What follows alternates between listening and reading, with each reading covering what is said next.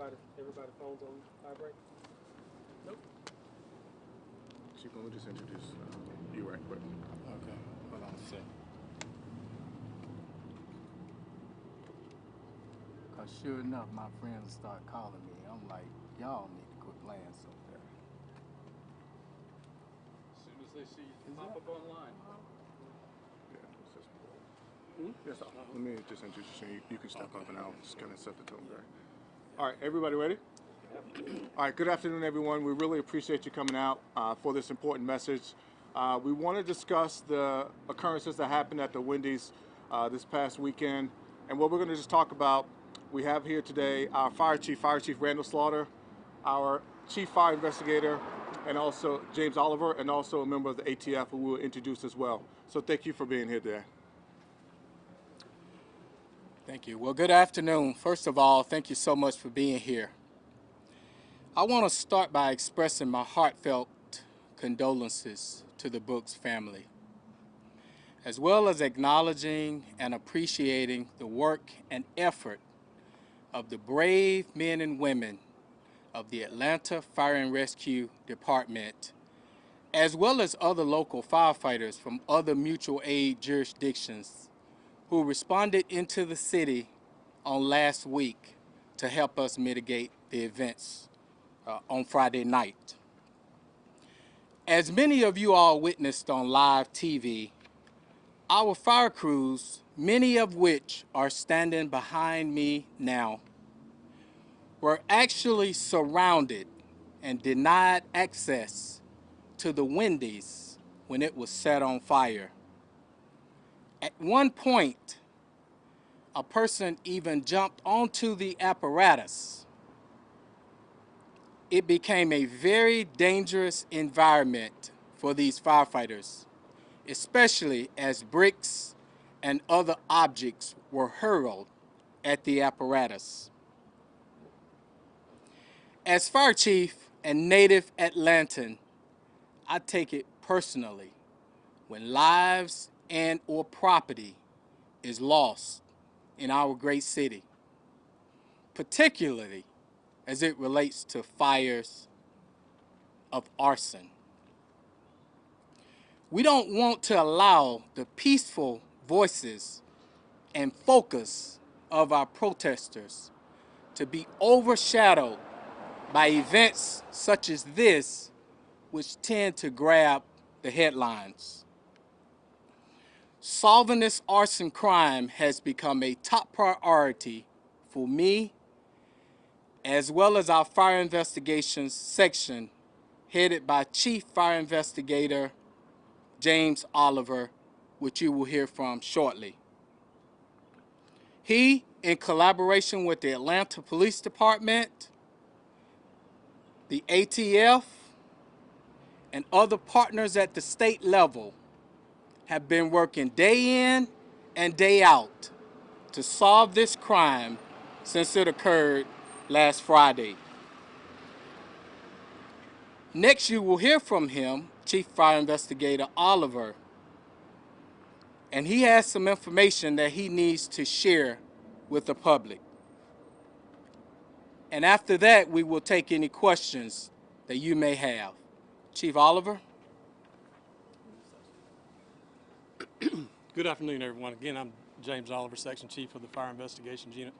Also here with us today is Agent Henry Countryman with the ATF. Thank you all for being here. The Atlanta Fire Investigations Section is actively and aggressively investigating the fire at the Wendy's located at 125 University Avenue. We will be the lead on any arson charges brought in this case. We're working with multiple law enforcement partners to include the ATF, who is also present today, and we're combing through evidence that we have collected to this point.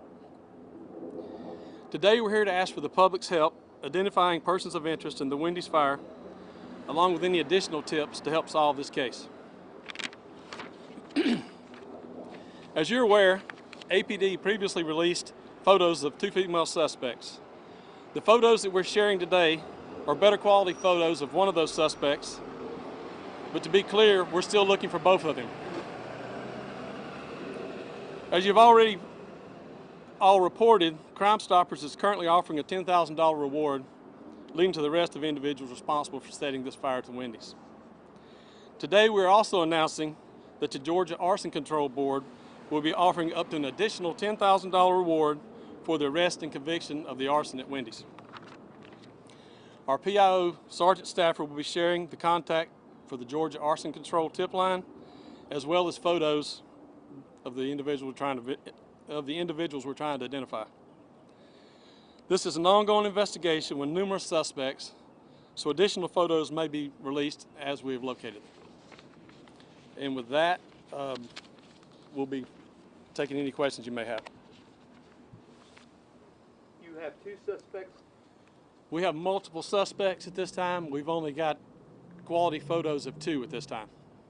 Are both of them white females? They're both females. We believe them to be white. Do you have any further details on the fire, exactly how it was started, which area was it started, what time? The fire was started in multiple locations using multiple different incendiary devices, from homemade blowtorches to fireworks to on-scene combustibles that were just lit and thrown inside the store.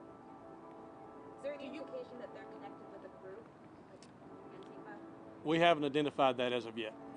Do you believe this was a concerted effort by a group, or do you think it was just sort of freelance with protesters? We're not 100% sure at this time. A lot of it was freelance, appears to be freelance, but we're not sure if it's tied to a group at this time. We're still working on that. Do we know how extensive this damage was, a dollar amount on what happened? I don't have an exact dollar figure, but it's obviously a total loss. Exactly how long did it take for the firefighters to get to the blaze? You said it was surrounded. How long did it take for the firefighters to get? The fire chief might have to speak more on that. Well, actually, we had fire crews, the gentleman behind me, actually on the scene as the fire was being set. But as they went to access the restaurant, they were surrounded, and so their access was denied. But we were there even before the fire was actually set. Are those people who surrounded the fire officers, are they being looked at as well as part of the investigation? We will be trying to identify those individuals as well. That's correct. Do you believe the suspects were involved with the protest, or do you think they were separate? I can't tell you, to be honest, at this time.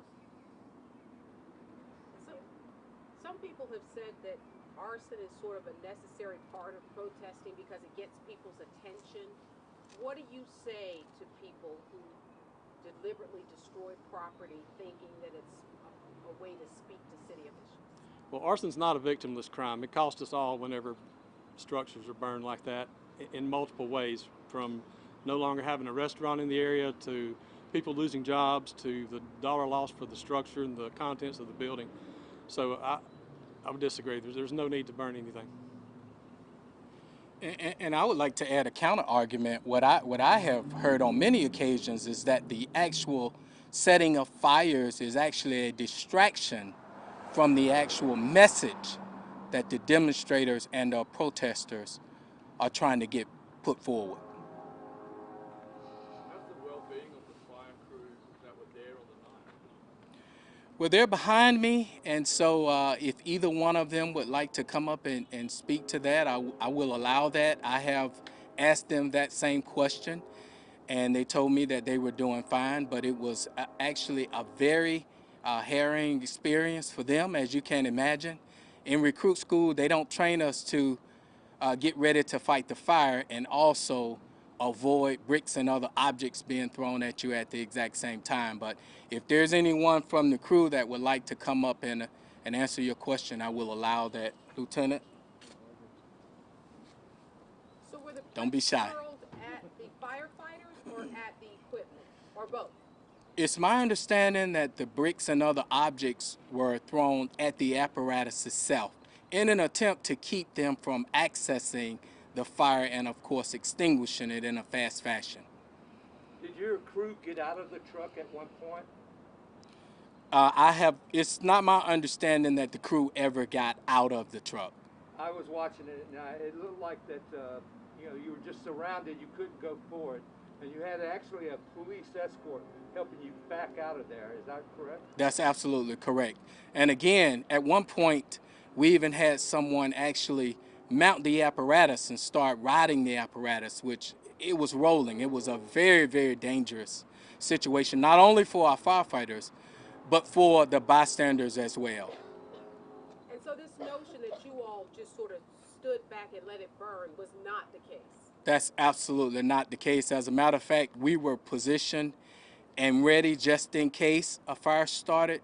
But once we tried to make access and the position became so dangerous for our firefighters, there was no way we were going to allow them to continue to go in and have the possibility of getting hurt themselves.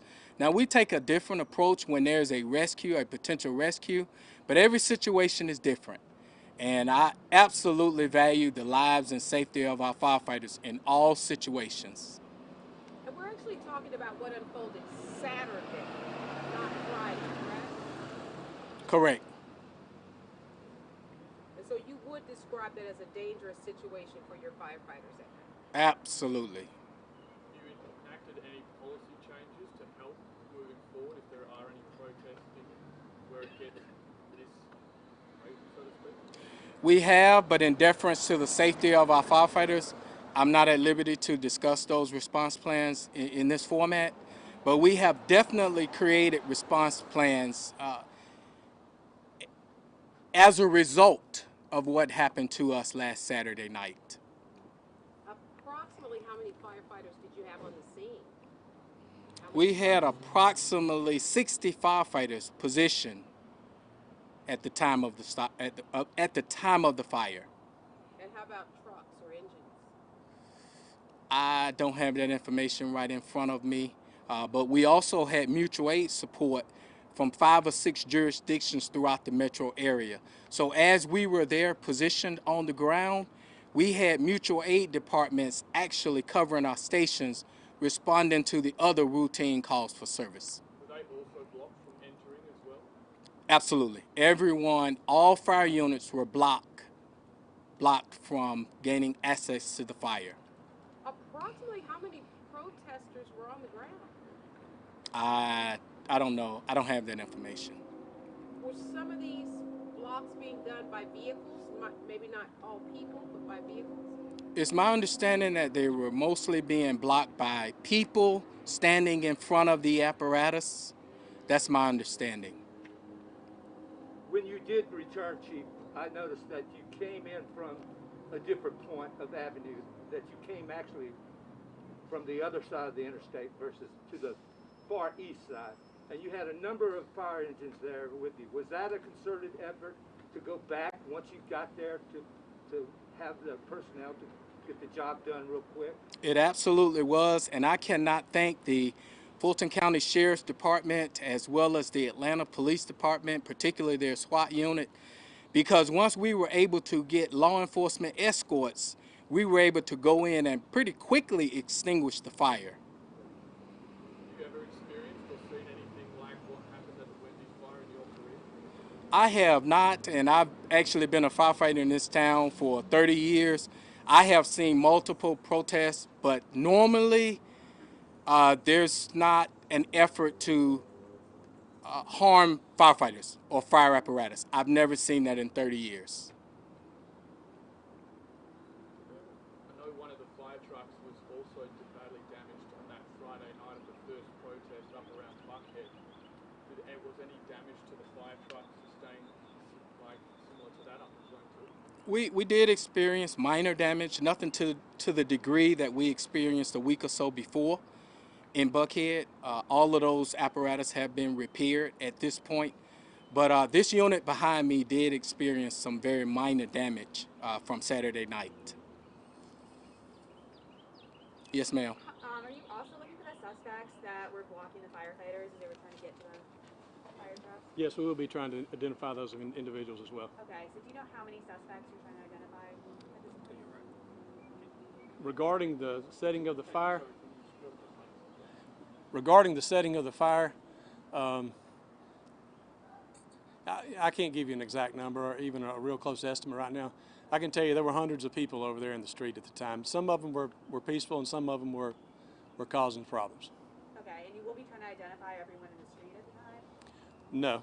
Okay. If they were impeding our access to the scene, definitely, but not everyone that was there. We're not trying to identify everyone. Okay, thank you. How many times do you all think that Wendy's was actually set on fire? I can't give you an exact number, but I know I've seen probably close to 10 attempts by some by the same individuals, some by different individuals.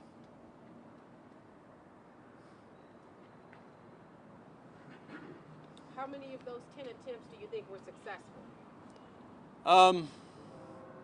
All of them in some form or fashion.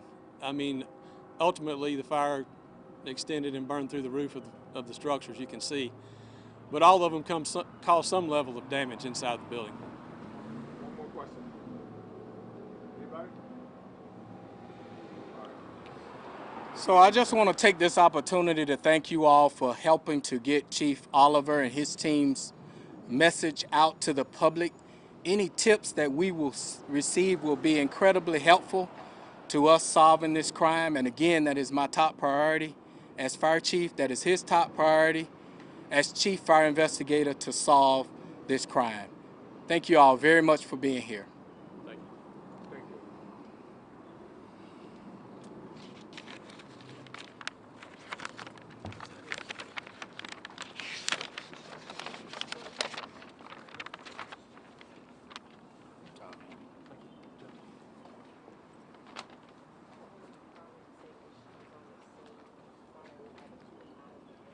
Thank you all very much. Yes, sir.